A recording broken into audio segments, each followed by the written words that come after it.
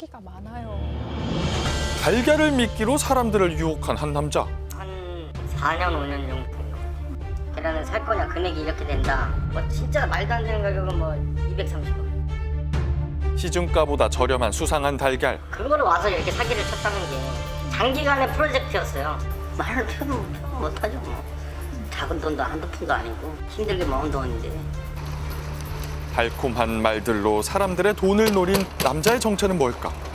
보면은 열받고 화가 나요. 상인을 울린 달걀 사기꾼을 찾습니다. 한 남성이 우리에게 도움을 청했습니다. 그는 최근 힘든 일을 당했다고 하는데요.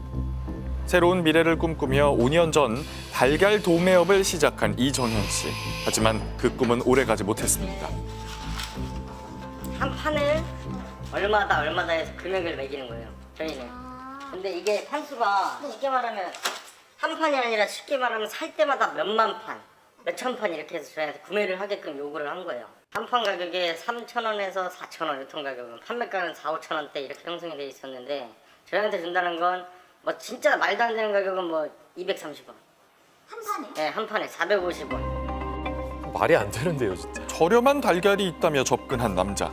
시중가보다 50에서 90% 정도 싼 가격이었습니다. 제가 내역서를 지금 후반기에 그런 거래를 많이 했다고 했잖아요. 처음에는 납품이 잘 됐습니다. 하지만 최근 대량으로 거래한 후 달걀을 받지 못했는데요. 피해 금액이 어느 정도 되시는 거예요? 아직 뭐 정확히 파악은 아직 저도 잘 못 해봤는데 한 1억 한 7, 8천 정도? 대량 구매를 유도했던 남자. 정현 씨는 왜 의심하지 못했을까요? 그 당시 야채 가게를 하고 있으니 뭐 계란의 유통에 대한 시세도 잘 모를 뿐더러 아무것도 모르고 일단은 저희도 싼 게 들어오면 최대한 저희도 판매해서 금액이란 폭을 맞춤 폭을 많이 내면 저희도 장사로서 그게 최고잖아요. 돈을 벌 수 있는 좋은 기회였고 지인 소개로 만났기에 그저 믿었다고 합니다. 계란업을 지금 시작을 했던 계기가 저도 이제 야채 가게를 하다가 거기서 이제 영업이 들어와서 계란을 좀 팔아주라. 그렇게 영업이 들어와서 시작을 하다가 이런 식으로 온 거. 이렇게 해서 몇 개 있는데 계란을 살 거냐 금액이 이렇게 된다. 거래를 고민할 때마다 달걀값은 저렴해졌습니다. 선입금이란 게 그 사람 때문에 나오기 시작한 거예요. 원래는 좀 원래 계란 유통은 원래 선입금이 존재하지가 않아요. 근데 그 사람 때문에 이제 선입금이 존재하기 시작하면서 돈을 입금을 받고 물건은 제때 지급을 하지 않고 뻥 터트리고 도망을 가게 된 거예요. 남자는 신뢰를 쌓은 후 대량 구매를 유도했습니다. 그 후 돈을 보내주면 달걀을 배송해주겠다며 선입금을 요구한 건데요. 안녕하세요. 이렇게 당한 피해자가 한둘이 아닙니다. 옆에 계신 사장님들은 피해 금액이 얼마 정도 되세요? 저는 한 3천만 정도. 저는 한 4,800 정도? 5천 가까이 돼요. 그쵸. 비슷한 시기에 같은 방법으로 피해를 본 사람들. 피해 금액만도 160억 원으로 추정됩니다. 시세는 한 4,000원, 4,500원 그 시세인데 뭐 2,500원짜리 계란이 있다고. 이제 그래서 이제 저도 이제 처음에는 목돈 주고 산 게 아니고 뭐 먼저 500판 달라. 뭐 물건 오면 바로 현금 주겠다 이런 식으로 제가 샀어요. 그 유통업체 사장이 전화 온 거예요, 다이렉트로. 사장님 이제 1,800원짜리 있는데 사실래요? 뭐 그 비싼 계란이 있어요? 있다고 한 3,000판 정도 있는데 너 선입금 주면은 이제 가게로 배달해 주겠다.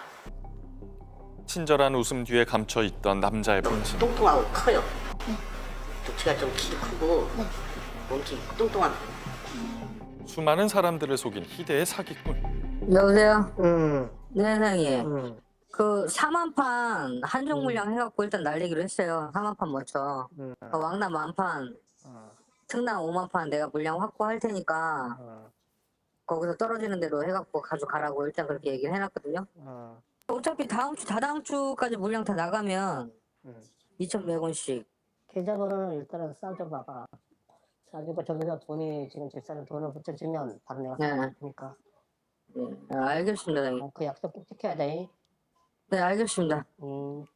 씨를 마지막으로 본 게 언제예요? 맨 마지막에 본 게 금음날, 저희가 금음날이죠. 우선 전날 저녁에 사장님 그 현찰 있으면 좀 빌려주라고 다 계좌이체 해주겠다고. 돈 빌려달라고 하셨어요? 네, 그래갖고 계좌이체 해주겠다고 현찰했으면 좀 돌려달라고 나 바로 계좌이체 해준대요. 그날 같이 왔더라고요, 와이프하고. 그래갖고 그다음 봉투에다 600만 원을 챙겼어요. 갖고 내려갔는데 계좌이체 안 들어갔는데 돈을 다행히 안 주기 다행이지.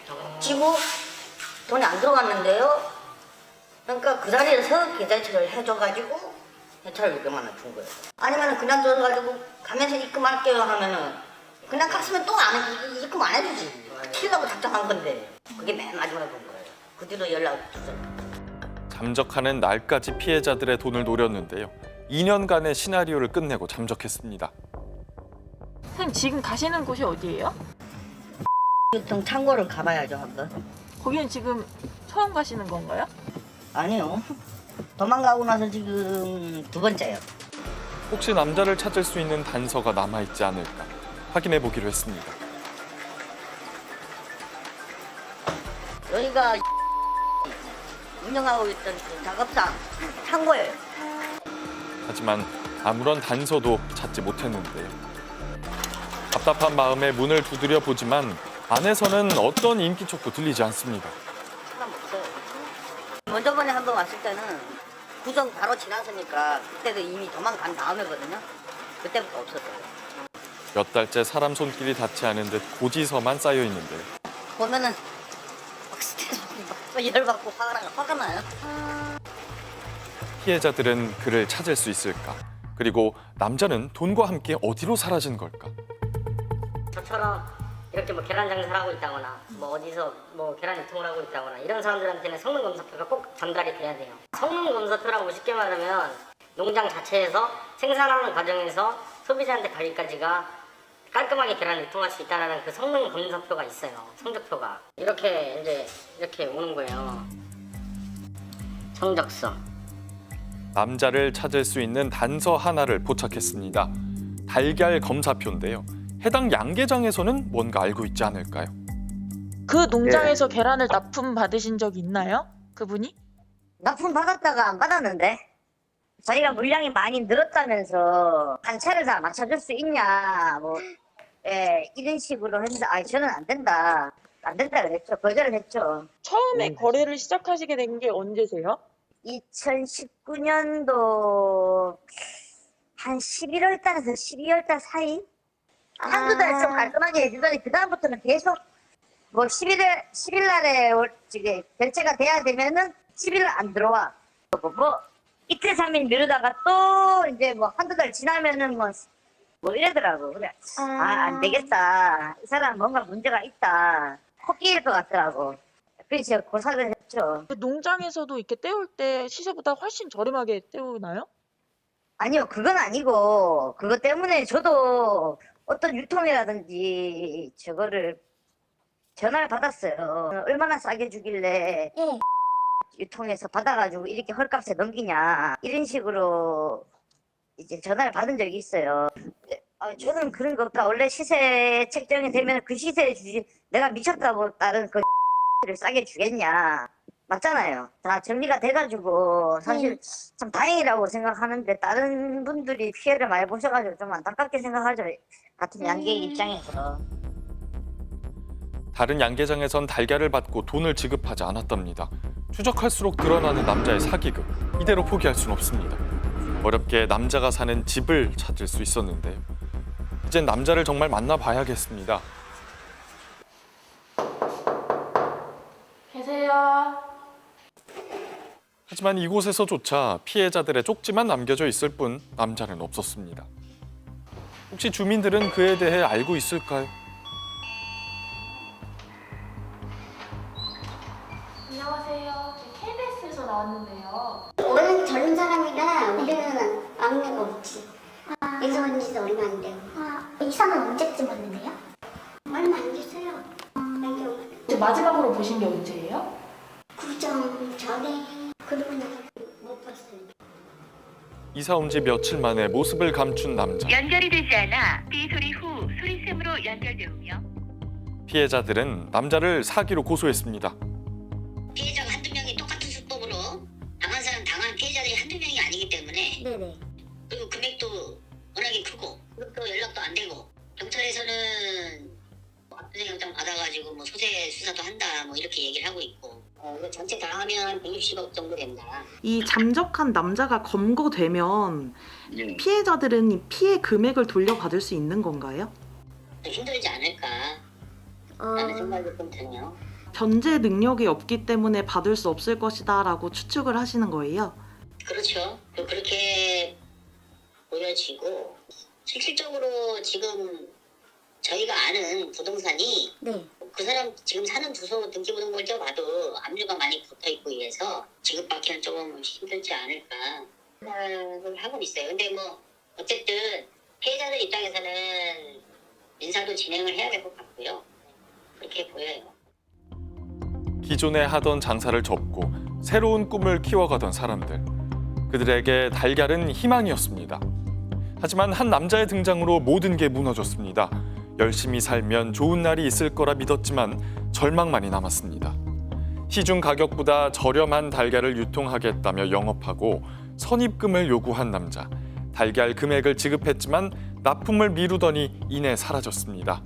달걀을 미끼로 사기를 친 후 잠적한 남자를 찾습니다. 양계장에는 돈을 지급하지 않고 도매상에게는 달걀도 납품하지 않고. 네. 아까 보니까 왜 고소가 진행이 돼도 돈을 좀 받기 힘들다고요. 그렇습니다. 그러니까 만약 남자 명의로요 재산이 있다라고 하면 압류를 걸어서 찾을 수 있는데 네. 이 압류를 걸어서 찾을 수 있는 것도 법적으로 쉽지는 않죠.